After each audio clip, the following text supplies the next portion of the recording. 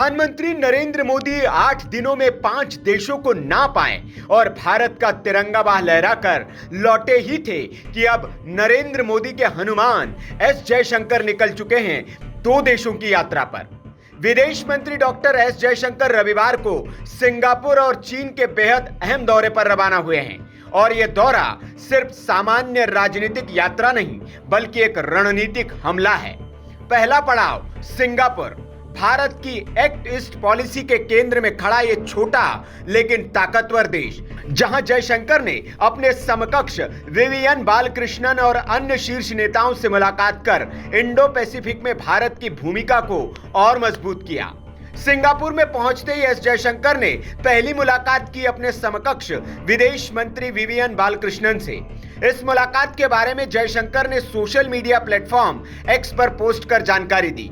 विदेश मंत्री ने लिखा, सिंगापुर हमारी एक्ट ईस्ट पॉलिसी का केंद्र है, वहां विचारों का आदान प्रदान हमेशा महत्वपूर्ण होता है। आज सिंगापुर में एफएम विवियन बालकृष्णन से मिलकर अच्छा लगा। आपको बता दें कि एक्ट ईस्ट पॉलिसी भारत की विदेश नीति का महत्वपूर्ण हिस्सा है, जिसमें भारत का फोकस पूर्वी एशिया और दक्षिण पूर्वी एशिया देशों के साथ रिश्तों को और बढ़ावा देने पर है। ये मुलाकात भारत और सिंगापुर के बीच बढ़ते राजनीतिक और आर्थिक संबंधों का प्रतीक मानी जा रही है। इसके बाद जयशंकर ने टेमासेक होल्डिंग्स के अध्यक्ष निर्वाचित टीओ ची हिन से मुलाकात की। जयशंकर ने इस मुलाकात के बारे में सोशल मीडिया प्लेटफॉर्म एक्स पर पोस्ट कर जानकारी दी। उन्होंने लिखा, आज टेमासेक होल्डिंग्स के चेयरमैन डिजिग्नेट टीओ ची हिन से मिलकर खुशी हुई। हमने इस दौरान भारत में हो रहे परिवर्तन और उसके निवेश के अवसरों पर चर्चा की। लेकिन सिंगापुर के बाद अब असली मुकाबला चीन में है, जहां जयशंकर अपने चीनी समकक्ष वांग यी से आमने सामने होंगे। जगह है बीजिंग और फिर तियानजिन, जहां एससीओ की बैठक में भारत चीनी नेतृत्व वाले इस मंच पर राष्ट्रहित की हुंकार भरेगा। यहां पाकिस्तान भी मौजूद होगा और एस जयशंकर चीन की जमीन पर इस आतंकी मुल्क को उसकी औकात याद दिलाएंगे। पूर्वी लद्दाख में जून 2020 की गलवान घाटी की खूनी झड़प के बाद जयशंकर की यह पहली चीन यात्रा है। एक ऐसी मुलाकात जहां भारत अब झुकने नहीं बोलने आया है।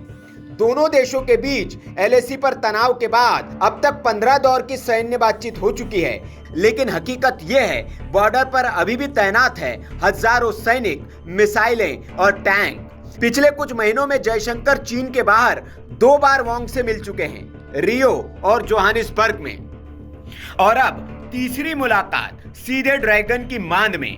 और मुद्दा है रेयर अर्थ पर चीन से निर्भरता खत्म करने की पहल, दलाई लामा के उत्तराधिकार पर चीन की चाल को भारत की चुनौती, भारत पाक तनाव पर चीन की दोहरी भूमिका पर सवाल, भारत चीन सीधी उड़ानों की बहाली का मुद्दा। और यही नहीं, सूत्रों के मुताबिक जल्द ही चीन के विदेश मंत्री वांग यी भारत आने वाले हैं एनएसए अजीत डोवल के साथ सीमा विवाद पर बातचीत के लिए, यानी दिल्ली में ड्रैगन की पेशी तय है।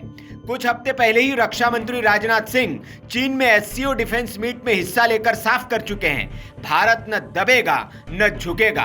अब वही संकल्प जयशंकर ले जा रहे हैं। तियानजिन से बीजिंग तक ड्रैगन के मुंह में राष्ट्र धर्म की चोट, यह है जयशंकर की कूटनीति। चुप नहीं रहना, मुंहतोड़ जवाब देना, क्योंकि नया भारत अब सिर्फ दोस्ती की भाषा नहीं, सम्मान की शर्त पर रिश्ते बनाता है। Bureau report, VK news. VK news, राष्ट्र के नाम।